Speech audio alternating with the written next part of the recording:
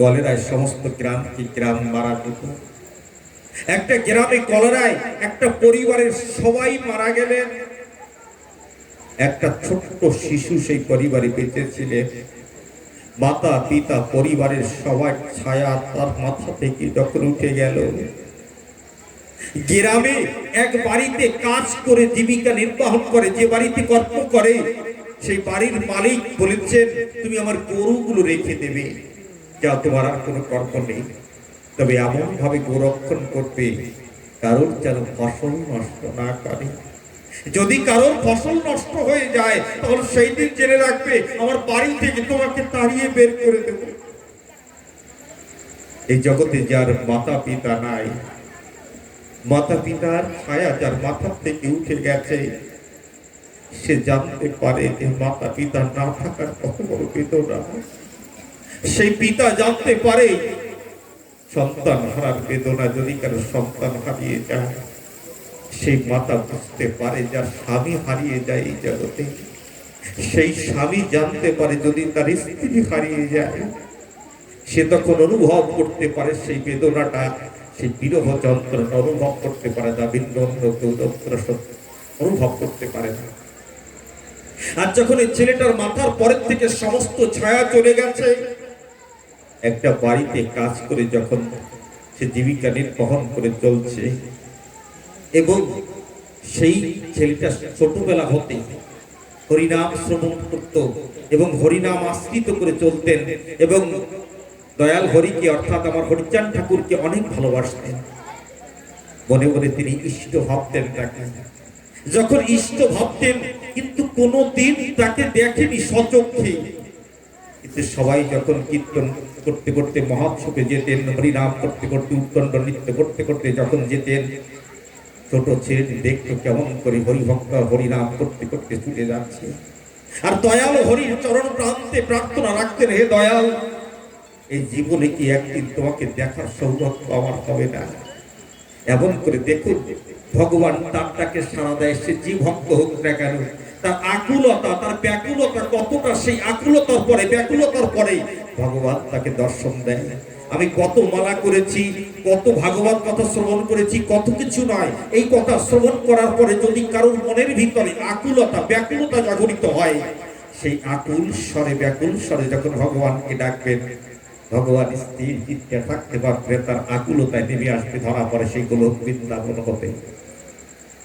আজ এই ছেলেটি যখন আকুল স্বরে ব্যাকুল স্বরে ভগবানকে ডাকছেন, দয়াল হরিকে ডাকছেন, হঠাৎ একদিন গরু রাখতে রাখতে দেখতে পায় যে সেই গ্রামের ভিতরে যে রাস্তার পাশে থেকে তিনি গোরক্ষণ করতেছিলেন, গরু রাখতেছিলেন, সেই রাস্তা দিয়ে হাজার হাজার ভক্ত হেঁটে যায়। যখন হাজার হাজার ভক্ত হেঁটে যাচ্ছেন, তাদেরকে ডাক দিয়ে বলছেন, ও গো, তোমরা কোথায় যাচ্ছ? তখন সেই ভক্তরা ডাক দিয়ে বলছে, তুমি জানো না এই গ্রামে, আমরা যে গ্রামে যাচ্ছি, এই গ্রামে হরিচাঁদ ঠাকুর এসেছেন, আমরা সেই ঠাকুর দর্শন করতে যাচ্ছি, তুমি যাবে? যখন বললেন এই গ্রামে হরিচাঁদ ঠাকুর এসেছে, আমরা হরিচাঁদ ঠাকুর দর্শন করতে যাচ্ছি, কথাটা শোনার সঙ্গে সঙ্গে সেই ছেলেটির বক্ষ যেন বিদীর্ণ হয়ে যাচ্ছে। ডাক দিয়ে বলছে, দয়াল, তুমি এই গ্রামে এসেছো, আমি ছোট হতে কত ভালোবেসেছি, তোমার রাতুল চরণে কোনো প্রাণ সমর্পিত করে দিয়েছি, আজ তুমি এই গ্রামে এসেছো, আমি কি একটি বারের জন্য তাকে দেখতে পারবো না? তাকে একটি বারের মতো আমি কি তাকে দেখতে পারবো না? যখন এই আকুলতায় ব্যাকুলতায় ক্রন্দন করছে, যখন ক্রন্দন করছে, তখন ওই ভক্তদেরকে ডাক দিয়ে বলছে, তোমাদের কত ভাগ্যবান তোমরা, তাই না? বলে, কেন এমন কথা বলছো? বলে, তোমরা ঠাকুর দর্শন করতে যাচ্ছ, আমার জীবনে এতটুকু সৌভাগ্য হলো না যে আমি একটু ঠাকুর দর্শন করতে যাব। কেন? যারা ঠাকুর দর্শন করতে যাচ্ছেন তারা তো জীবনের স্বাধীনতা পেয়েছে, কিন্তু যিনি গরু রাখছেন তার জীবনে তো কোনো স্বাধীনতা নেই। যদি তিনি ইচ্ছাকৃত ভাবে ঠাকুর দর্শন করতে যায়, আর এই গরুগুলো যদি কারোর ফসল নষ্ট করে দেয়, বাড়ির মালিক কাল বন্ধ করে তাকে বাড়ি থেকে তাড়িয়ে বের করে দেবে। যার মাথার পরে মাতা পিতার ছায়া নেই, চোখের জলে ভাসছে, হাত মন প্রাণ সমর্পিত করে দিলে দয়াল হরির রাতুল চরণ মানবত। সবাই চলে যাচ্ছে, আকুল স্বরে ক্রন্দন করছে আর ডাক দিয়ে বলছে, ও দয়াল হরি, শুনেছি তুমি নাকি কৃপাময়, ভক্তকে নাকি তুমি কৃপা করো। তুমি বলেছ ভক্ত আমার মাতা পিতা, ভক্ত আমার গুরু। ভক্তকে রেখেছে নাম বাঞ্ছা কল্প তরু। ভক্ত খাওয়ালে খাই, না হলে উপবাসী যায়। ভক্তের তরি অচল হলে আমি নিজে বৈঠা পাই। হে দয়াল, হাসত আমার তরিখানে অচল হয়ে আছে। যদি সচল থাকতো সবাই যেন হেঁটে তোমার দরবারে যাচ্ছে, আমিও তো হেঁটে দৌড়ে চলে গিয়ে তোমাকে একবারের মতো দু চোখ ভরে আমি দেখে আসতাম। এমন রাতুল স্বরে ক্রন্দন করতে করতে সন্ধ্যার অন্ধকার যখন ঘনিয়ে আসছে, আরো তীব্র বেদনা প্রকাশ পাচ্ছে তার হৃদয় মন্দিরে। হে দয়াল, রাত্র হয়ে এলে আমাকে তো ঘরে ফিরে যেতে হবে। একটি বারের জন্য আমি তোমাকে দর্শন করতে পারব। এমন সময়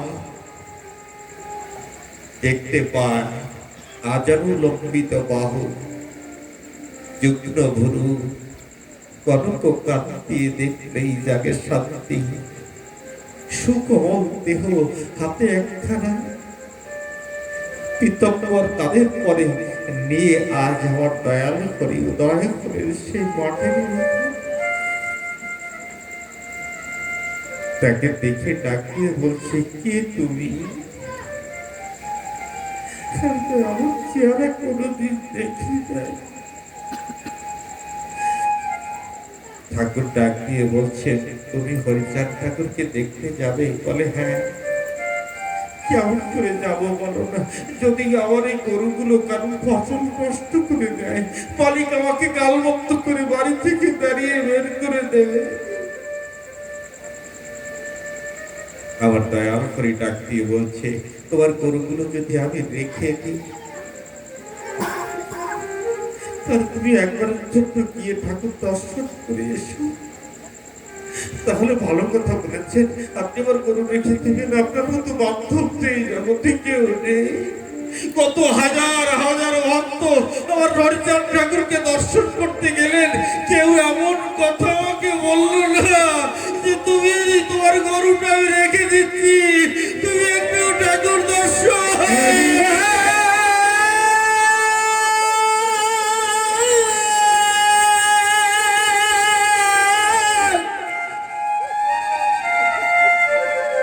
হরিবা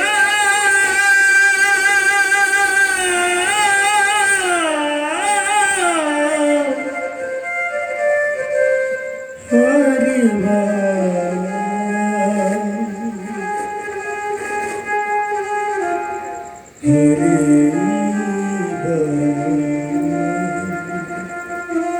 আমাকে কেউ বললো না। হাজার হাজার ভক্ত ঠাকুরকে দর্শন করতে গেলেন, কেউ আমাকে ডাক দিয়ে বললো না আমি তোমার গরু রেখে দিচ্ছি, তুমি একটু হরিচাঁদ ঠাকুরকে দেখে এসো। গো, তোমার মতো কি বান্ধব আছে জগতে? তোমার মতো কেউ বান্ধব আছে? তুমি এসেছো আমার মনের ভাব নিয়ে। আবার ঠাকুর লাঠিখানা চাইলেন, তার কাছে লাঠিখানা তার হাতে দিল। ভগবানের হাতে যখন লাঠিখানা দিল, ডাক দিয়ে বলল, যাও তুমি ঠাকুর দর্শন করে এসো।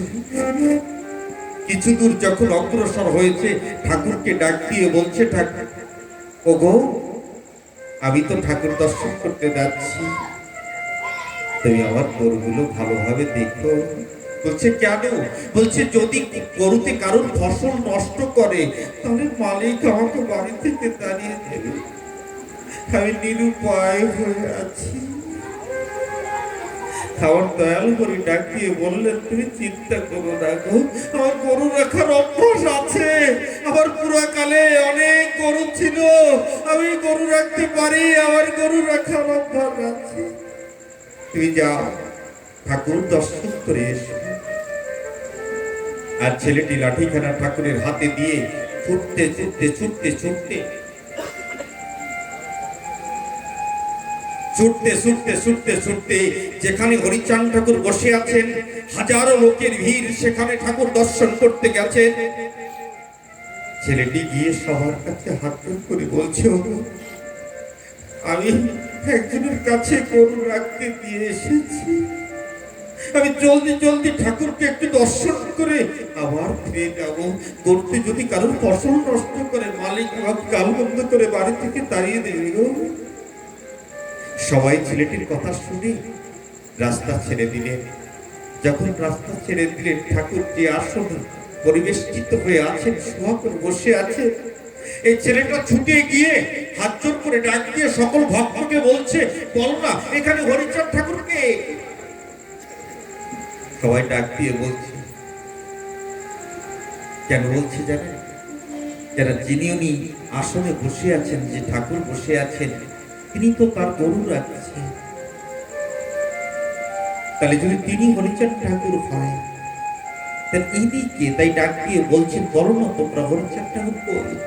সবাই বলছে, তুমি দেখতে পাচ্ছ না সম্মুখে আসনে বিরাজমান হয়ে আছে, সবাই প্রণাম করছে, আশীর্বাদ দিচ্ছে, তুমি দেখতে পাচ্ছ না? তখন চোখের জল ছেড়ে দিয়ে বলছে, তোমরা তো বলছো দেখতে পাচ্ছ না, ইনি যদি হরিচাঁদ ঠাকুর হয়, বলো না আমার ওই মাঠে গরুকে রেখে দিচ্ছে। হরি হরি হরি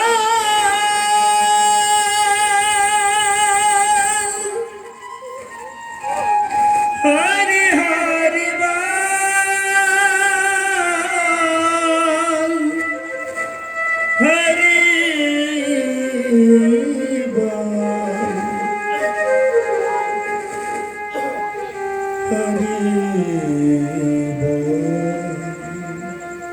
আপনাদের আশীর্বাদে আমি এখান থেকে 3 বছর না 4 বছর পূর্বে কাগজনগর 11 নম্বরে অমিয় গায়নের বাড়িতে হরিমন্দির আছে, এখান থেকে নিয়েছিল আমাদেরকে বায়না করে ওখানে আলোচনার জন্য। কাগজনগরের 16টা ভিলেজের ভক্তবৃন্দ একত্রিত হয়েছিল, সেখানে 2 দিবসের আলোচনা। আমি দাঁড়িয়ে পড়ে আলোচনা করেছিলাম হরিমন্দির প্রাঙ্গণে এবং হরিতত্ত্বই আলোচনা করেছিলাম। আলোচনার পরিশেষে আমি একটা শ্রীমতী রাধারানীকে নিয়ে একটা কীর্তন করেছিলাম, আমার মঞ্চল যাই বৃন্দাবনে শ্রী রাধার কৃপায়। দুঃখে মাঝি নাম করে একজন ভক্ত, বাদপুর রবীন্দ্রনগরে 2 নম্বরে তার বাড়ি, আমাকে এসে জড়িয়ে ধরে বলল, আপনি রাধারানীকে নিয়ে এত সুন্দর একখানা গান রচনা করেছেন, আমার দয়াল হরিচাঁদকে নিয়ে কি একখানা গান রচনা করতে পারেন না? আমার হৃদয়ে মন্দিরে ধাক্কা লেগেছে। কেন জানে? যারা জগতে ভক্ত হয়, যারা ভগবানকে ভালোবাসে, তারা তো কাউকে ভেদ দর্শন করে না, তারা সবার ভিতরে তার ইষ্টকে দর্শন করে। তারা সবার ভিতরে ইষ্টকে দর্শন করে, কেউ বুঝতে পারে, কেউ বুঝতে পারে না। এমনকি এমন এমন ভক্ত আছে জানেন, যদি মতুয়ার বাজারে যান, আমার হীরামন পাগল সকালে হরিনাম করছে ঝুঁকে ঝুঁকে, তার স্ত্রী নাম ছিল অম্বিকা, ডাক দিয়ে বলছে, অম্বিকা সময় হয়ে এসেছে, আমি চলে যাচ্ছি, তুমি যাবে আমার সঙ্গে। অম্বিকা ডাক দিয়ে বললো, তোমার মতো পাগলের সঙ্গে আমি কোথায় যাবো? আবার যখন দুপুর হয়ে এসেছে, আবার ঝুঁকে ঝুঁকে হরিনাম করছে পাগল হীরামন। ডাক দিয়ে বলছে, অম্বিকা তুমি যাবে আমার সঙ্গে? বলছে, তোমার মতো পাগলের সঙ্গে কোথায় যাবে? সন্ধ্যার অন্ধকার যখন ঘনিয়ে এসেছে, আবার ঝুঁকে ঝুঁকে হরিনাম করছে। ডাক দিয়ে বলছে, অম্বিকা যাবে তুমি আমার সঙ্গে? অম্বিকা বলছে, না, তোমার মতো পাগলের সঙ্গে হরিনাম করতে করতে লাফ দিয়ে জলের পড়তে হেঁটে, হরিনাম করতে করতে জলের পরে থেকে হাঁটতে হাঁটতে মহাশূন্যে বিলীন হয়ে যাচ্ছে। অম্বিকা তখন ডাক দিয়ে বলছে, ওগো আমাকে তুই নিয়ে যা। হাত ছাড়ি দিয়ে বললেন, আর সবাই নাই, আর সবাই নেই। সারা জীবন তার সঙ্গ করলো, সারা জীবন তাকে নিয়ে কত আনন্দ করলো, সেই স্ত্রী পর্যন্ত হীরামনকে চিনতে পারলো না। বলুন না, সেই ভক্ত যখন আমাকে জড়িয়ে ধরে ডাক দিয়ে বলল, আমি রাত্রে প্রথম দিনের আলোচনা বিশ্রাম রেখে রাত্রে যখন বিশ্রামে গেলাম, একটা কলম ধরে আমি হরিচাঁদ ঠাকুরের চরণ পদপদ্মে একটা প্রণাম জানিয়ে যে আমি কবিও নই, আমি শিল্পীও নই, তো ভক্তে বাসনা করেছে, প্রভু তুমি আমার হৃদয় মন্দিরে যোজনা করিয়ে দাও, তার মন বাসনা পূর্ণ করব। আমি ভালো গান গাইতে পারি না, ভালো কবিত্ব বোধ আমার ভিতরে নেই, তাই কলম ধরে একখানা ঠাকুরকে নিয়ে একখানা গান লিখেছিলাম এবং সেই দিনই লিখে সেই দিন রাত্রে সেই গানখানা পরিবেশন করেছিলাম। আমি দুকলি একটু গাইছি, আমার গলা ভালো নয় তথাপি গাইছি, আপনারা একটু শ্রবণ করুন।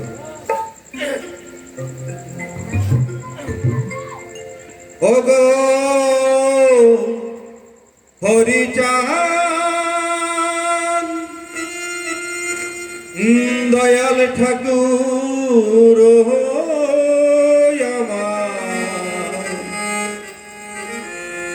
হরি অন্তিমী কালে ভব নদী করে দিও পার।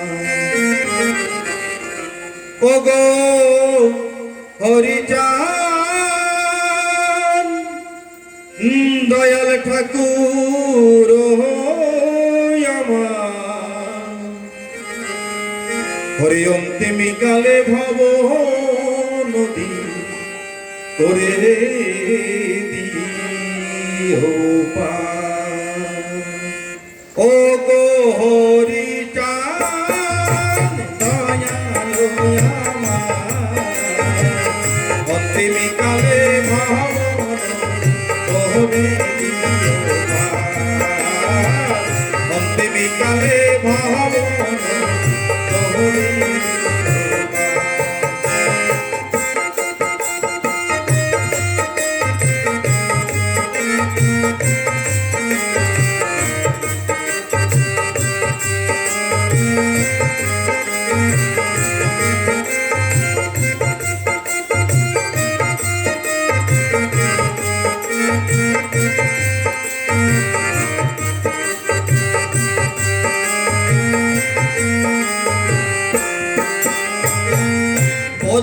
নাটু গো হলো তার ফিরাব, অন্তিমী কালে পেয়েছিল তোমার শ্রীচরণ।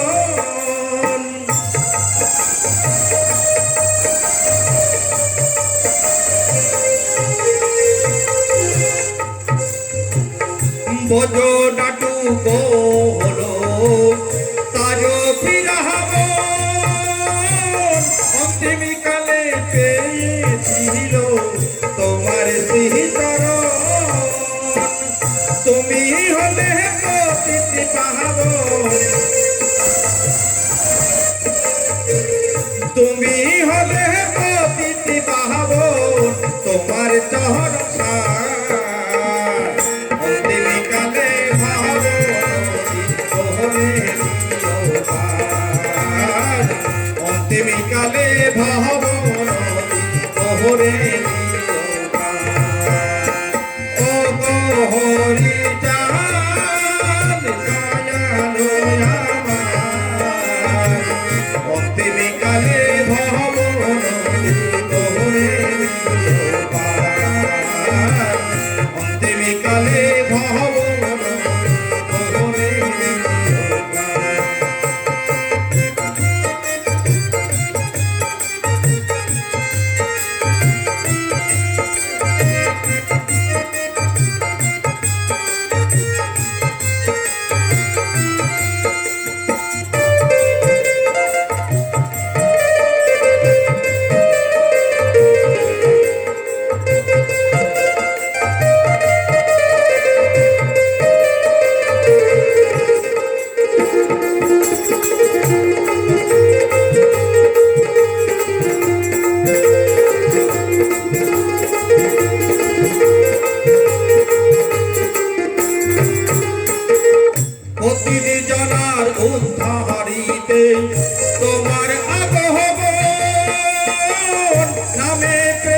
ভেসে যাবে এই হলো ভজন।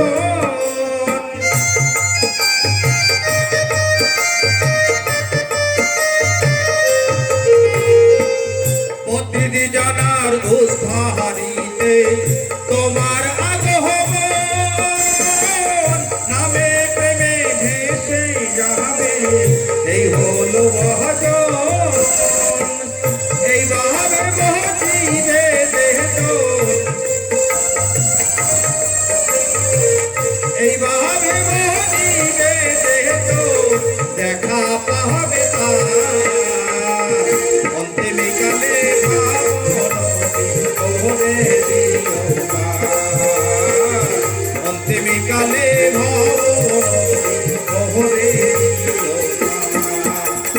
ও গো হরি দয়ালো আমার, অন্তিমকালে ভবনে দিও পার, অন্তিমকালে ভবনে দিও পার।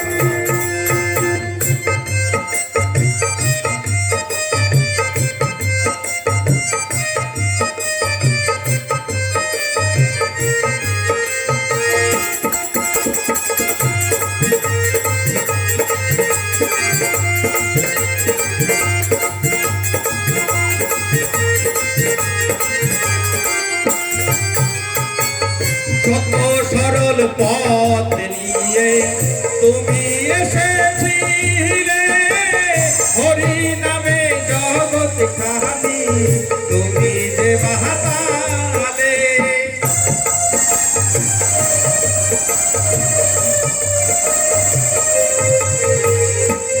সত্য সরল পথ নিয়ে তুমি এসেছিলে, হরি নামে জগৎ খানি তুমি যে বাহাতালে।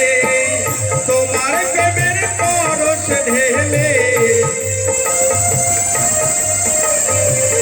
তোমার প্রেমের পরশ ঢেলে পতিত উদ্ধার। অন্তিমকালে ভবনে দিও পার, অন্তিমকালে ভবনে দিও পার। ও গো হরি দয়ালো আমার, অন্তিমকালে ভবনে দিও পার, অন্তিমকালে ভবনে দিও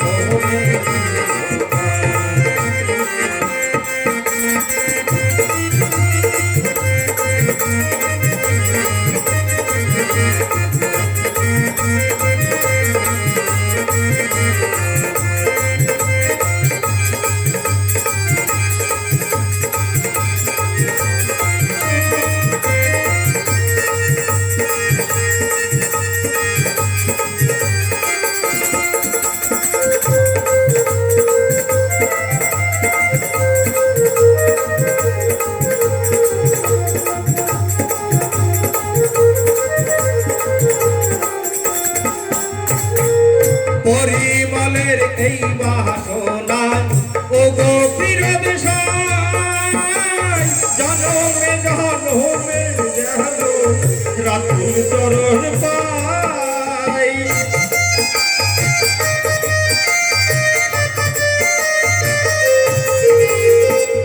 পরিমলের এই বাসনা ও গো ফিরত সাই, জনমে জনমে যেন রাতুল চরণ পাই। তুমি কৃপা করো ভাই, তুমি কৃপা করো ভাই, হৃদয় বাধা। অন্তিমকালে ভবনে দিও পার, অন্তিমকালে ভবনে দিও পার। ও গো হরি দয়ালো আমার, অন্তিমকালে ভবনে দিও পার, অন্তিমকালে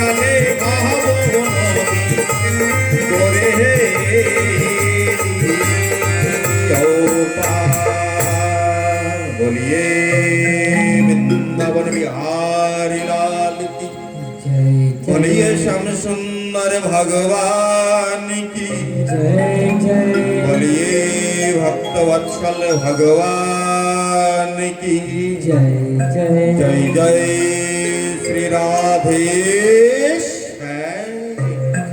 भगवत शिक्षा দিচ্ছে, ভক্ত সমাজকে একটা সংবাদ প্রদান করছে ভগবত সত্তা, যে আমরা ভক্ত দেখে কোনো সময় ভক্ত পরিগণিত করা যায় না, ভক্তকে চেনা যায় না।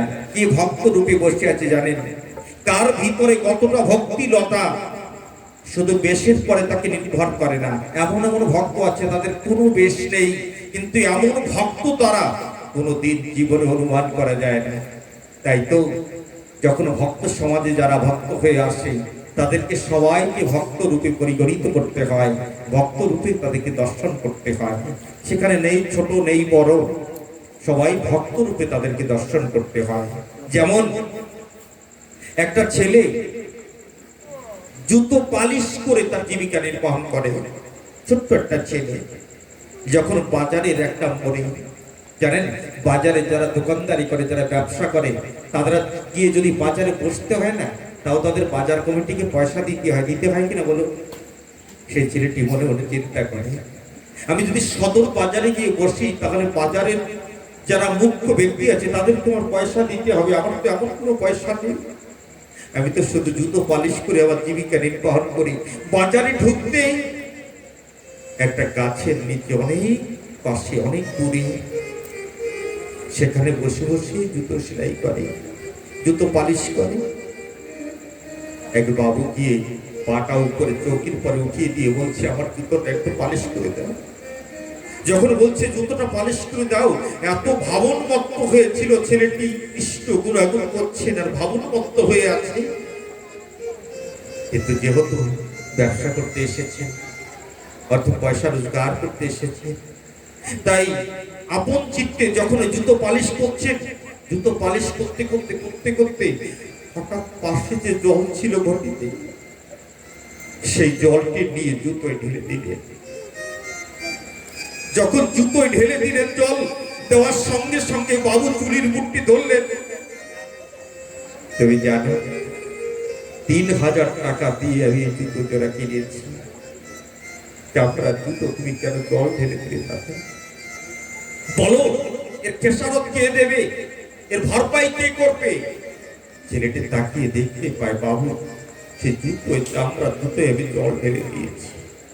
হাত জোর করে বললেন, বাবু আমার বড় অপরাধ হয়েছে, আমাকে ক্ষমা করে দিই। বলে কোনো কথা শুনতে চাই না, আমার জুতো তোমাকে কিনে এনে দিতে হবে। বলুন না, যিনি সারাদিন জুতো পালিশ করে হয়তো 10 টাকা বা 20 টাকা রোজগার করে, সে 3000 টাকা জুতো কি করে কিনে দেবে? তখন হাত জোর করে চোখের জল ছেড়ে দিয়ে বলছে, বাবু আমাকে এবারের মতো ক্ষমা করে দিন, জীবনে কোনোদিন এমন কর্ম করবো না। বলছে, না তুমি জল ঢাললে কেন সেটাকে আমাকে বলতে হবে। চুলির মুঠি ধরে তাকে মারতে আরম্ভ করলেন। যখন ছেলেটি ডাক দিয়ে বলছে, বাবু আমি সত্যি কথা বলবো? বলে, হ্যাঁ আমি তো সেটাই শুনতে চাই। বলে, এখান থেকে কিছু দূর অগ্রসর হয়ে আপনি গিয়ে দেখুন, একটা রাধা গোবিন্দের মন্দির আছে। কিছুক্ষণ পূর্বে যে পূজারী রাধা গোবিন্দকে ভোগ নিবেদন করেছেন, নিবেদন করে ধূপ প্রদীপ জ্বালিয়ে যখন গেছেন, তখন দরজা বন্ধ করে দিয়েছেন। রাধারানীর যে ওড়নাটা ছিল, সেই ওড়নাটা উঠতে উঠতে উঠতে উঠতে যখন প্রদীপের পরে পড়েছে, শ্রীমতী রাধারানীর ওড়নায় আগুন ধরে গেছে। আমি যখন এখান থেকে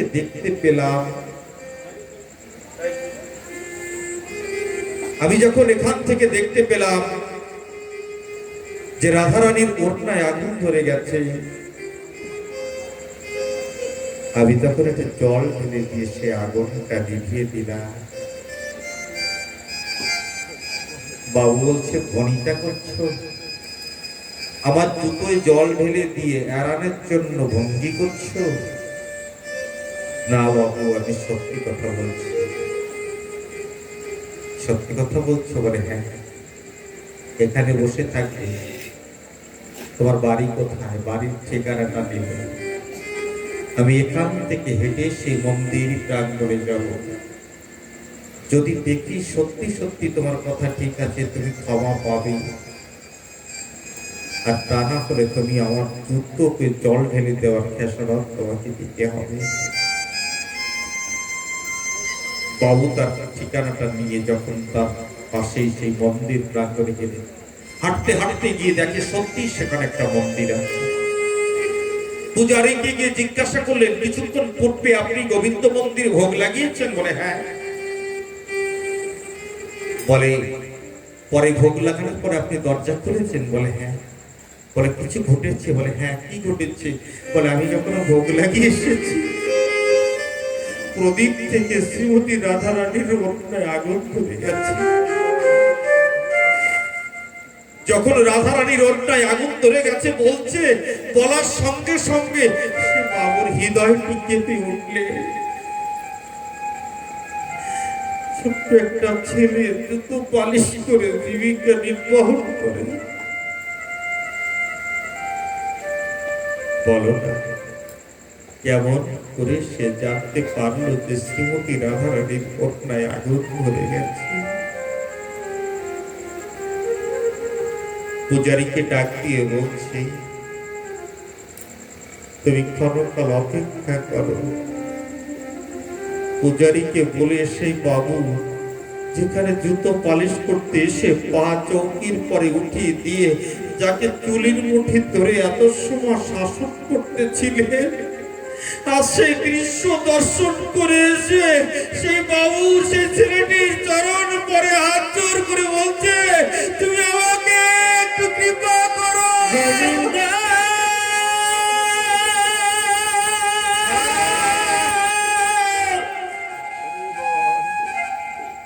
গোবিন্দ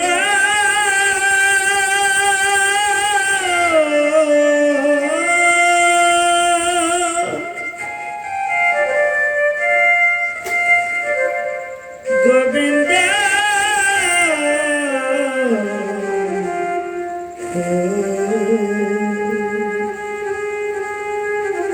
বলছে আমাকে একটু কৃপা করো। বলছে বাবু এ কি করছেন আপনি আমার পায়ের কাছে কেন? বলছে না আমি বাবু নই গো।